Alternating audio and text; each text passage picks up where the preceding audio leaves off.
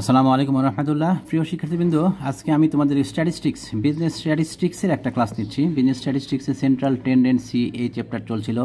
আমরা সেন্ট্রাল টেন্ডেন্সির বেশ কয়েকটা নিয়ম আমরা পিছনে করে আসছি। আজকে আরও একটা নতুন নিয়ম করাচ্ছি, হারমোনিক মিন নির্ণয়। হারমোনিক বা বিপরীত গড়, হারমোনিক মিন বা বিপরীত গড়। এখন বিপরীত গড় আমরা নির্ণয় করব তিনটাভাবে, বা হারমোনিক মিন নির্ণয় করতে পারবো আমরা তিনভাবে। একটা হচ্ছে সিম্পল সিরিজ, একটা ডিসকন্টিনিউয়াস সিরিজ, একটা হচ্ছে কন্টিনিউয়াস সিরিজ। তিন সিরিজের ক্ষেত্রে আমরা তিনভাবে হারমোনিক মিনটা নির্ণয় করতে পারি।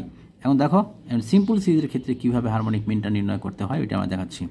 Problem 1, compute harmonic mean x সমান 10, 20, 30, 40, 50। যদি শুধুমাত্র এক্সের মান দেওয়া থাকে তাহলে এটাকে বলবো কি, সিম্পল সিরিজ। আগের অঙ্কগুলোতে আমি বলেছি যে শুধু এক্সের মান দেওয়া থাকলে সেই সিরিজটাকে বলবো আমরা সিম্পল সিরিজ, আর এখানে কোনো ফ্রিকোয়েন্সি দেওয়া থাকবে না।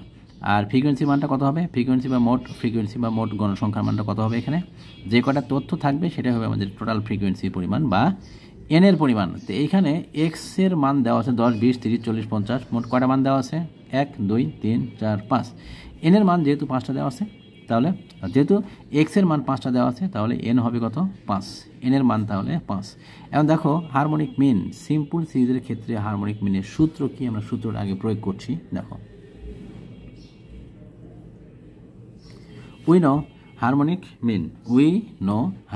mean HM সমান n by summation of 1 by x।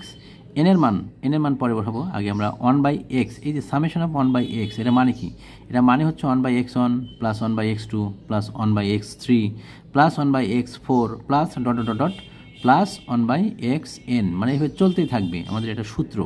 এই সামেশন অফ 1 by x কে ভাঙলে আমরা এইভাবে লিখতে পারি। এখন এনটা কত, এনটা হচ্ছে আমাদের দেখতে পাচ্ছি এখানে 1, 2, 3, 4, 5। এনের মান কত হবে, 5। এই 5 বসিয়ে দিলাম।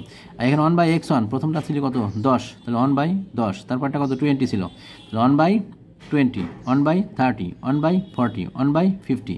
ঠিক যে সংখ্যাগুলো দেওয়া ছিল এগুলো সবগুলোকে আমরা কি করলাম, 1 by করলাম।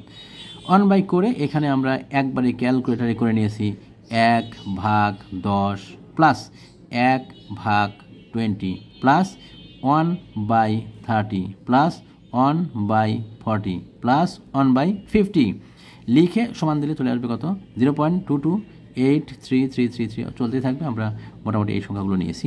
এখন 5কে এটা দিয়ে ভাগ করলে আমরা পেয়ে যাবো কত, 21.88। আরও কিছু সংখ্যা ছিল, আমরা এপিপি লিখে দেবো।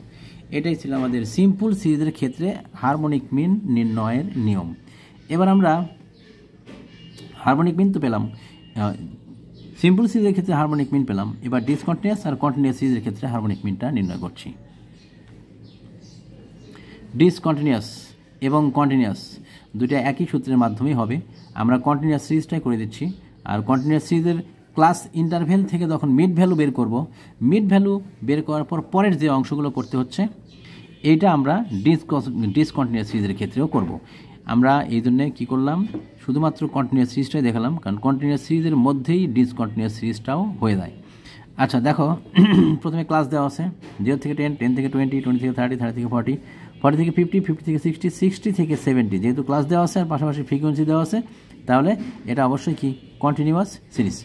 দেখো, কন্টিনিউয়াস সিরিজের ক্ষেত্রে কিভাবে আমরা হারমোনিক মিন বের করছি। কন্টিনিউয়াস সিরিজের ক্ষেত্রে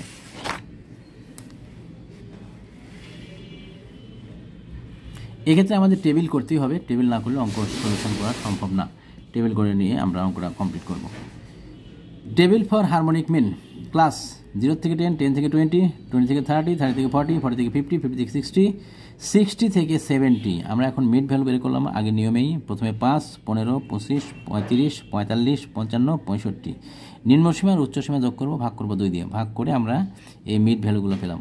মিড ভ্যালুকে বলবো আমরা কি, এক্সের মান। এই মিড ভ্যালুটা হচ্ছে আমাদের এক্সের মান, চলক এক্সের মান। আর পাশাপাশি ফ্রিকোয়েন্সিটা লিখে নেবো আমরা 2, 4, 8, 12, 7, 5, 2 যা আছে, যেটা দেওয়া আছে আমরা ওইটাই উঠিয়ে নিলাম। এবার পাশের কলামে লিখবো f by x, f by x. তাহলে এফের মান কত, 2, আর মিড ভ্যালু এক্সের মান কত, 5। 2 by 5, 2 by 5 করলে কত আসবে, 0.4। 4 by 15 করলে কত আসবে, 0.268। 8 by 25 এটা করলে 0.32। 12 by 35, 0.343। 7 by 45, 0.156। 5/55 0.09, 2/65 0.03। এই সবগুলো অ্যামাউন্ট আমরা যোগ করব। যোগ করলে সামেশন অফ f/x এর মান পাবো কত? 1.606 পেয়ে গেলাম। এটা কিসের মান? এটা ছিল আমাদের হচ্ছে সামেশন অফ f/x এর মান।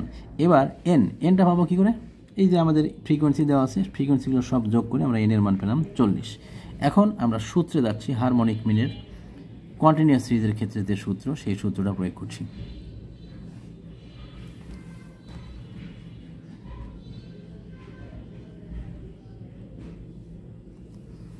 We know harmonic mean Hm n by summation of f/x। তাহলে এখানে সূত্র হচ্ছে হারমোনিক মিন Hm সমান বড় হাতের n বাই সামেশন অফ নিচে আসবে f/x, নিচে আসবে কি সামেশন অফ f/x।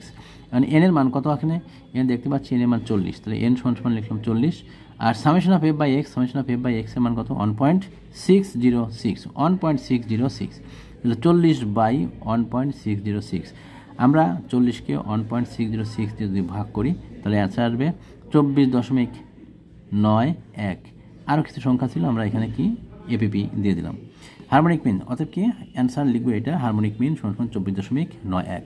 এটা ছিল আমাদের কন্টিনিউয়াস সিরিজের ক্ষেত্রে। কন্টিনিউয়াস সিরিজের ক্ষেত্রে কি হারমোনিক মিন নির্ণয়ের নিয়ম। অ্যান্ড কন্টিনিউয়াস আর ডিসকন্টিনিউয়াসের মধ্যে এতটুকু শুধু পার্থক্য, এখানে আমাদের ক্লাস দেওয়া আছে আর এখানে ক্লাস না দিয়ে শুধুমাত্র কি দেওয়া থাকবে? এক্স এর মানের পাশাপাশি ফ্রিকোয়েন্সি দেওয়া থাকবে। এক্স এর মান দেওয়া থাকবে সরাসরি এরকম করে 5, 10, 15, 20, 30, 40, 50 এরকম সংখ্যা দেওয়া থাকবে এক্স এর মান, আর পাশাপাশি ফ্রিকোয়েন্সি দেওয়া থাকবে। তাহলে সেই ক্ষেত্রে আমাদের কলাম আসতো তিনটা, কি কি? একটা হচ্ছে এক্স, একটা এফ, আর একটা f/x। আর এই কলামটা তখন আসতো না। আর কন্টিনিউয়াস সিরিজের ক্ষেত্রে শুধু এই কলামটা আমাদের অতিরিক্ত আসলো, 0 থেকে 10, মানে ক্লাসের যে কলামটা, এই কলামটা অতিরিক্ত আসলো। আর ডিসকন্টিনিউয়াস সিরিজের ক্ষেত্রে শুধু এই কলামটা বাদ দিয়ে এইখান থেকে শুরু করব। মিড ভ্যালু লিখবো না, আমরা লিখবো এক্স, তারপরে লিখবো এফ, তারপরে f/x, তারপর যেভাবে সামেশন করেছি এবং সূত্র লিখছি সেমভাবে সামেশন এবং সূত্র বসিয়ে দিয়ে ক্যালকুলেশন করলেই আমরা ডিসকন্টিনিউয়াস সিরিজের ক্ষেত্রে হারমোনিক মিনের মানটা পেয়ে যাব। তাহলে আজকের ক্লাসে আমরা হারমোনিক মিনটা কী করে নির্ণয় করতে এটা শিখলাম। এখন হারমোনিক মিন এটা আমাদের পার্ট বিতেই বেশি আসে, আর পার্ট সিতে যদি আসে তাহলে দেখা যাচ্ছে এর সাথে অন্য কোনো একটা সেট বা অন্য কোনো একটা অঙ্ক যোগ করে দেবে। এটা হয়তো বা পার্ট সি এর যে কোনো একটা নাম্বারে ক নাম্বারে দিবে, আর খ নাম্বারে হয়তো অন্য কোনো একটা অঙ্ক দিবে, দিয়ে একটা সেট বানাবে। আজকে এ পর্যন্তই, সবাই ভালো থাকো, আল্লাহ হাফেজ।